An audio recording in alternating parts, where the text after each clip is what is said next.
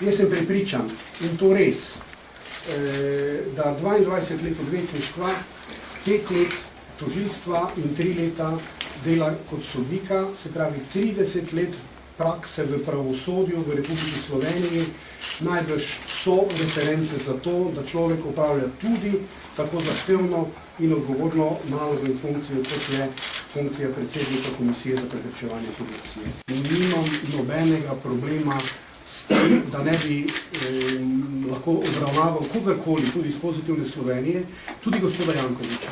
Seveda, zavedati se morate tega, odločitev bo vedno odločitev senata, ne moja. Gospod Štefanec, kdo bo od jutri naprej z vami sedel v senatu KPK, boste sami? Ja, jutri bom sam v senatu. Različnih pravnih mnenj je veliko, verjetno ste jih pravzaprav skoraj vse slišali, jaz jih ne bi ponavljal. Jaz sem tudi na glas svoje mnenje povedal, torej moje mnenje, kar se tega tiče jasno, moje mnenje je, da seveda do imenovanja novih članov senata bi moral stari senat delati.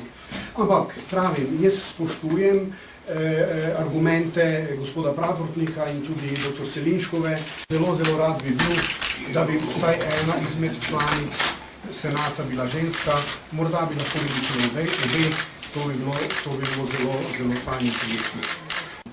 Mene vsi tisti, ki ne kličejo na odstop, pravzaprav ne morejo očitati ničesar, ker ničesar pri mojem ravnanju ni, kar bi bilo nezakonito.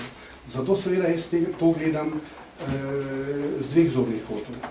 Seveda jaz o bodočih zadevah ne bi rad govoril, tudi ne smem, pa če sem čisto odkrit, tudi poznam jih ne preveč, ker seveda mi se o konkretnih zadevah zaenkrat še nismo pogovarjali, bo pa za to čas.